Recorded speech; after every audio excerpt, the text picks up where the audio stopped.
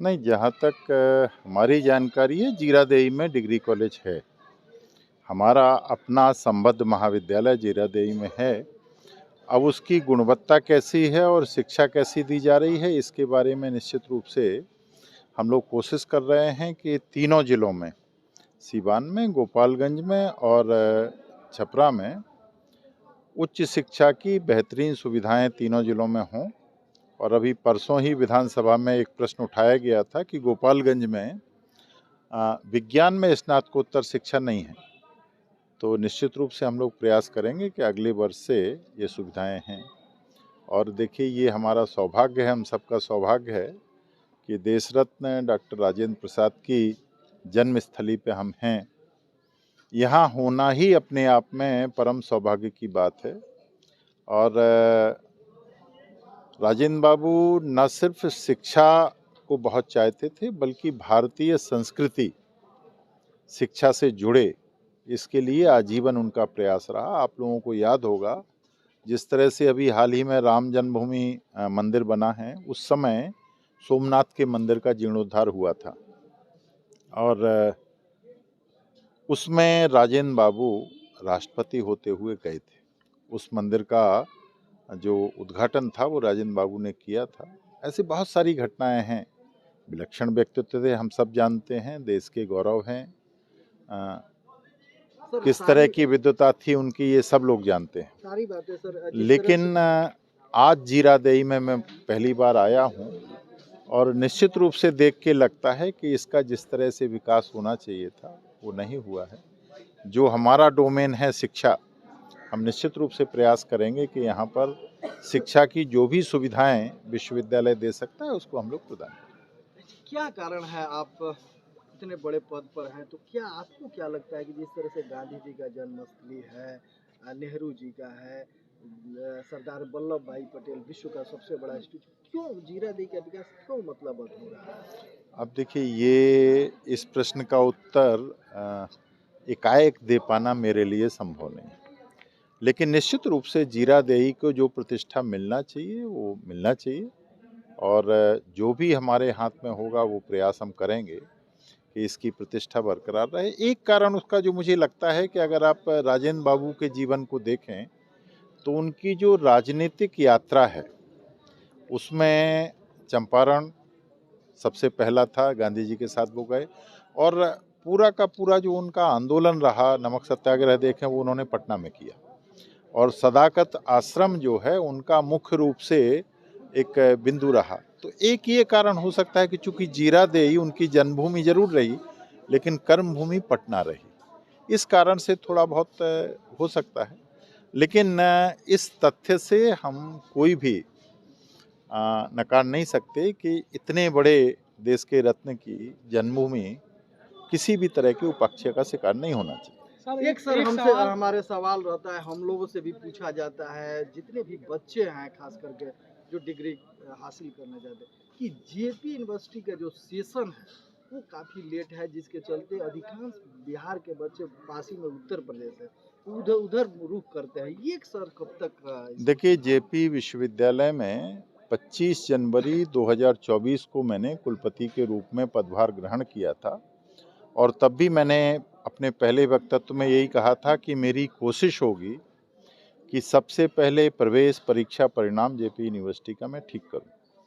और परसों मैंने विधानसभा में भी उत्तर दिया है, आज आपके सामने दे रहा हूं कि जनवरी 2025, मात्र 2 महीने के बाद, किसी भी तरह का स्नातक का कोई सेशन लेट नहीं होगा जेपी यूनिवर्सिटी में।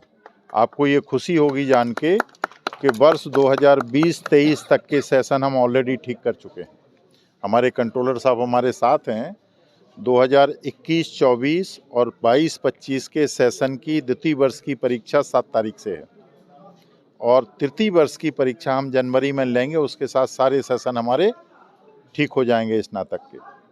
अभी 23-27 का जो प्रथम सेमेस्टर की परीक्षाएं हो चुकी हैं, उनका रिजल्ट हम 1 हफ्ते में देने वाले हैं और इसी महीने 23-27 की द्वितीय सेमेस्टर की परीक्षा लेंगे, तो हमारा 23-27 भी बिल्कुल ठीक हो जाएगा। 24-28 में कोई डिले नहीं है। तो ये जो कलंक हमारे ऊपर लगा हुआ था, इसको हम ठीक 12 महीने में मिटाने में सफल हो गए। हमारा कोई भी रिजल्ट डिले नहीं है और आपको ये जान के आश्चर्य होगा कि 2018 से जितने आपने परीक्षा परिणाम दिए थे, उसमें अधिकतर छात्रों की अंक सूचियाँ गलत थीं। हमने 18 के सेशन से 2020-23 के सेशन की सभी अंक सूचियों में सुधार करके महाविद्यालयों में करेक्टेड अंक सूची भेज दी। इसलिए जहाँ तक सत्र की बात है, जयप्रकाश विश्वविद्यालय के जितने भी सत्र की समस्या थी लगभग समाप्त है। नंबर 2, विश्वविद्यालय में जो एडमिशन होता था उसमें ये शिकायत थी, महामहिम ने मुझसे आते ही कहा कि गोपालगंज के लड़कों को छपरा में एडमिशन देते हैं, छपरा के लड़कों को सिवान में देते हैं। हमने इस बार स्नातक के 24,500 लड़कों को एडमिशन दिया और हर छात्र को उसी महाविद्यालय में एडमिशन दिया जिसमें उसकी चॉइस थी। तो हमने छात्र अपने घर रह के पढ़े, ये सुनिश्चित किया है। सर एक इस सत्र में 1 मिनट रुक जाइए। इस सत्र में हमने जयप्रकाश विश्वविद्यालय के परिसर में 123 कमरों का एक गर्ल्स हॉस्टल ऑलरेडी बना लिया है और जैसे ही वहाँ बाउंड्री और सुरक्षा के इंतजाम होते हैं, हम वहाँ बच्चियों को हॉस्टल की सुविधा देंगे ताकि जो रोज़ अप डाउन करने वाली बच्चियाँ हैं उनको इससे निजात मिल सके। इसी तरह की व्यवस्था हम अपने प्रत्येक महाविद्यालय में जो लीड महाविद्यालय आइडेंटिफाई किए हैं, जैसे यहाँ डीएवी सिवान है, गोपालगंज में एमएमजे महिला महाविद्यालय है, इसी तरह से जेपीएम है। कम से कम महिलाओं के जितने महाविद्यालय हैं उनमें 5 चीज़ें, शिक्षा मंत्री जी के साथ मेरी बैठक हुई थी जिसमें सारे प्राचार्य उपस्थित थे। हर महाविद्यालयों में अपनी बालिकाओं के लिए कॉमन रूम हो सारी सुविधाओं के साथ। हर महाविद्यालय में एक आईटी सेल हो जिसमें हेल्प डेस्क हो ताकि ये जो बाहर लोग दुकानें खोले बैठे हुए हैं, जिनको आप कैफ़े कहते हैं, साइबर कैफ़े, इनसे बच्चों को निजात मिल सके। हर महाविद्यालय में इसी सत्र में सब महाविद्यालयों में बाथरूम की सुविधाएं बच्चे और लाइब्रेरी में डिजिटल लाइब्रेरी हो जो सेंट्रल लाइब्रेरी से कनेक्ट हो और हर महाविद्यालय में कम से कम एक स्मार्ट क्लासरूम हो। इसकी सुविधा हम निश्चित कर रहे हैं इस सत्र में। एक आखिरी बात,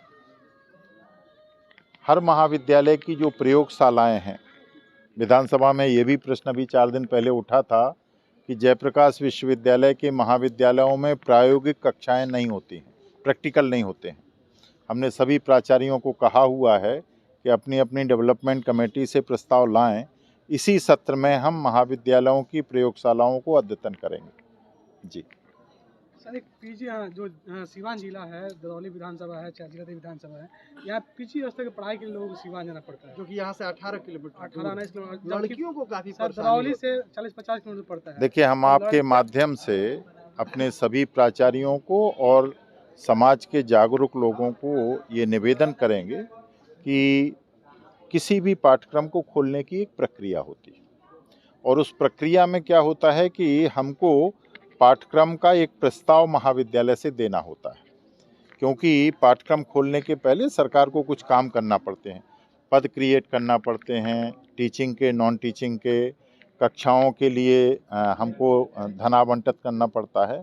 तो ये प्रस्ताव हम हायर एजुकेशन काउंसिल को भेजते हैं अपने यहाँ से पास करके। जहाँ जहाँ से प्रस्ताव आएंगे हम आपको वादा करते हैं हम इसी सत्र में प्रस्तावों को भेज देंगे और पुष्ट भी करेंगे, क्योंकि मैं खुद राज्य सरकार का सलाहकार हूँ, तो मैं वहाँ भी राज्य सरकार से निवेदन करूँगा कि जितने ज़्यादा से ज़्यादा पीजी के सैंक्शन कर सकते हैं। आपके सामने पांडे जी खड़े हैं, भोरे में ऑलरेडी हम लोगों ने स्नातकोत्तर के लिए प्रयास शुरू कर दिया है।